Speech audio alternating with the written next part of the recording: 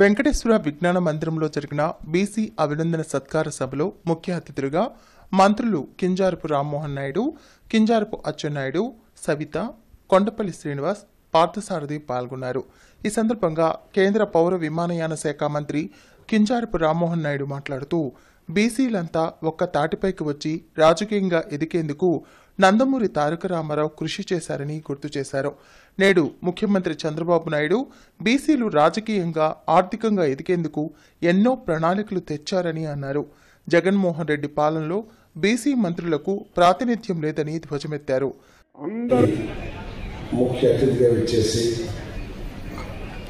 మన బలహీన వర్గాల ఆత్మగౌరవాన్ని విధులు ఎప్పటిలాడిస్తున్న సోదరుడు మనందరికీ కూడా గర్వకారణం.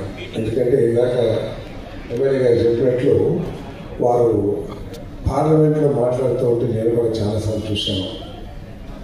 చాలా ముగ్ధులైపోతాం మనం. ఆ వర్డింగ్ మరీ కొంచెం డ్రామాటిక్ ఉండొచ్చు, కానీ ఆయన మాట్లాడే తీరు కానీ సమస్యని ప్రజెంటేషన్ చేసే విధానం కానివ్వండి చాలా అమోఘంగా ఉంటుంది.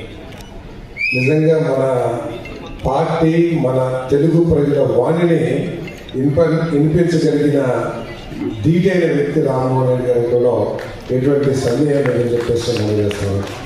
మన అటువంటి సోదరుడు ఈ కార్యక్రమాన్ని చేసిన వారికి పెద్దలు అచ్చెన్నాయుడు గారు, నేను చూశాను బీసీ సదస్సు ఒకటి జరిగింది మంగళగిరిలో. ఆయన వాయిస్ చూసి, ఆయన వాయిస్ అంటే ఏదో కంఠం కాల్సమా.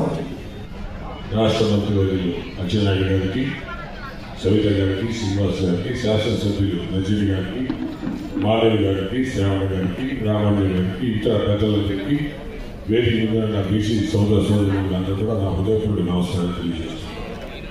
ఈరోజు ఇంత మంచి కార్యక్రమాన్ని గుంటూరు పట్టణానికి తీసుకువచ్చినటువంటి జవాబు రామారావు గారు, మా సోదరి మాధవి గారికి ప్రత్యేక అభినందనలు తెలియజేస్తున్నాను.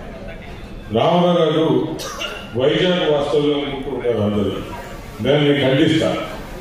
ఆయన గుంటూరు మున్సిపల్ కమిషనర్గా సుదీర్ఘకాలం పనిచేసి గుంటూరు పట్టణ ప్రజల్లో ప్రతి ఒక్కరి గుండెలో సుస్థిరమైన స్థానం ఏర్పడుతున్న సంగతి మరొకసారి తెలియజేస్తుంది. మా సోదరుడు ఎమ్మెల్యేగా ఉన్నప్పుడు ఆయన సుదీర్ఘకాలం కమిషనర్గా పనిచేస్తుంటే ఆ కాంబినేషన్ లో చేసినటువంటి అభివృద్ధి ఈ రోజు కూడా ప్రజలకు కొట్టమించడం కనిపిస్తున్నటువంటి సందర్భాన్ని అందరికీ ఒక బీసీల కాంబినేషన్, ఒక అధికారి బీసీ ఒక ఎమ్మెల్యే బీసీ ఎలా పనిచేయగలని ఆ రోజు నా కళ్ళతో చూసిన సందర్భం. మాధవి గారు మన బీసీ సోదరి మరి కొత్తగా రాజకీయాల్లో వచ్చి పోటీ చేస్తుంటే ఒక బీసీ మహిళగా ఆమెకు ఇచ్చినంత ఆదరణ, ఒక బీసీ ఎమ్మెల్యేకి వచ్చినటువంటి అత్యధిక మెజార్టీ 19,000 చిల్లర, దానిని 3 ఇంతలు అత్యధికమైన మెజార్టీ పొంది బీసీలకి గుంటూరు పట్టణంలో ఉన్నటువంటి ఆదరణ ఒక మహిళగా నాకంతా వచ్చి చూపించినటువంటి గొప్ప మరి విజయం సాధించినటువంటి మాధవి గారు. తెలుగుదేశం పార్టీ గురించి బీసీలకి ఎట్లా ఆదరణ 2 నిమిషాలు నేను ముగిస్తా సమయభావం గారు.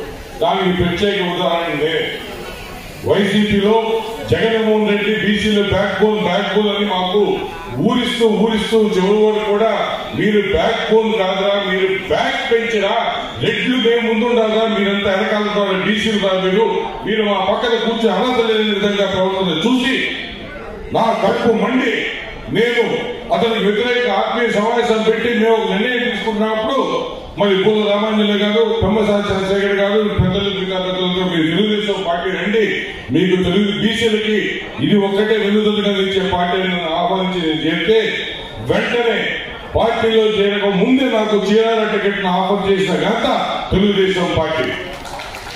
నేను చీరాల వెళ్ళడానికి సుముఖంగా రిక్వెస్ట్ గా నన్ను పార్టీలో జాయిన్ చేసుకుని అచ్చెన్నాయుడు గారి ద్వారా రాష్ట్ర కార్యనిర్వాహక కార్యదర్శి పదవి ఇచ్చినటువంటి పార్టీ తెలుగుదేశం పార్టీని మేము తెలుస్తాను. అదేవిధంగా పూల రామాంజలి గారు ఆధ్వర్యంలో పత్తిపాటి నియోజకవర్గ కోఆర్డినేటర్